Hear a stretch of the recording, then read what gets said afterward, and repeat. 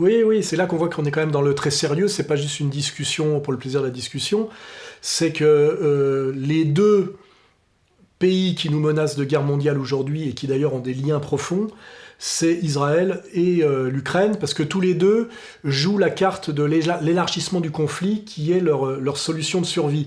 On voit bien qu'Israël, par la manière dont ils ont attaqué le Liban, alors que le Hezbollah la joue plutôt calme, par la manière dont ils poussent les Américains à intervenir, essaye de s'en sortir par un élargissement et un conflit généralisé, qui pourrait être le démarrage de la Troisième Guerre mondiale. Donc on est vraiment au-delà d'un conflit régional ou d'une simple histoire qui se résumerait à une bande de 40 km qui est Gaza. On est très très loin de la proposition attalienne de Jérusalem, capitale d'un monde unifié. C'est un joli lieu pour un gouvernement mondial. Là, on est plutôt dans Israël qui menace le monde de guerre mondiale. אנחנו באים לעזה, אנחנו באים ללבנון, אנחנו נבוא לאיראן, אנחנו נבוא לכל מקום. תביאו בחשבון כמה אנחנו הולכים להרוג מכם, וכמה אנחנו הולכים לבצע בכם על כל אחד מ-1,300 האנשים שרצחתם, שדדתם. לא ראיתם מספרים כאלה בדברי ימי האומה הערבית. אני מעדכן אתכם שזה בא. למקרה שאתם מבולבלים, אני מעדכן אתכם שזה בא. מספרים שלא דמיינתם שאפשר בכלל להגיע אליהם. ואנחנו מוכנים להיכנס לבידוד בינלאומי, ומוכנים להריב עם ארצות הברית, ומוכנים להריב עם כל העולם ואחותו. אז תחגגו ברשתות החברתיות, תעשו פרי פלסטיין, תעשו את כל המסכנות שלכם, ואנחנו נבוא להשמיד אתכם. להשמיד.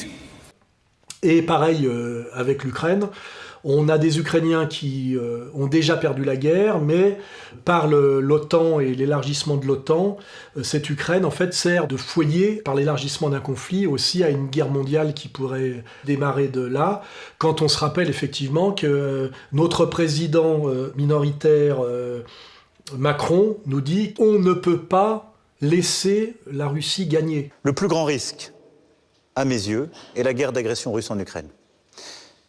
Nous ne pouvons pas laisser la Russie gagner. Ça veut dire en gros que c'est-à-dire la France, sans aucune consultation et sans aucune raison profonde et sans aucune légitimité, va aller s'engager le plus loin possible dans une guerre qui va pousser les Russes à se fâcher très sérieusement. Il n'y a pas de consensus aujourd'hui pour envoyer de manière officielle, assumée et endossée des troupes au sol, mais en dynamique, rien ne doit être exclu. Nous ferons tout ce qu'il faut pour que la Russie ne puisse pas gagner cette guerre.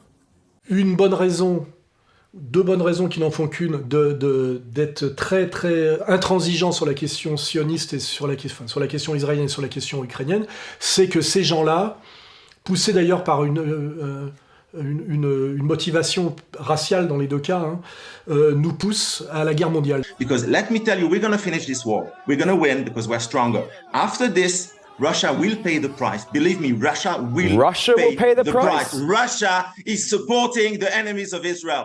Russia is supporting Nazi people who want to commit genocide on us, and just Russia will pay the price. We're not forgetting what you are doing. We're not forgetting. We will come. We will make sure that Ukraine wins. We will make sure that you pay the price for what you have done. You as Russia. My people is being slaughtered by your proxies, and you will pay the price. Is it clear? Donc il va falloir que ce soit les Israéliens au pouvoir et les Ukrainiens au pouvoir, mettre ces gens-là hors d'état de nuire assez rapidement, parce que c'est plus du débat d'idées ou des petites tracasseries.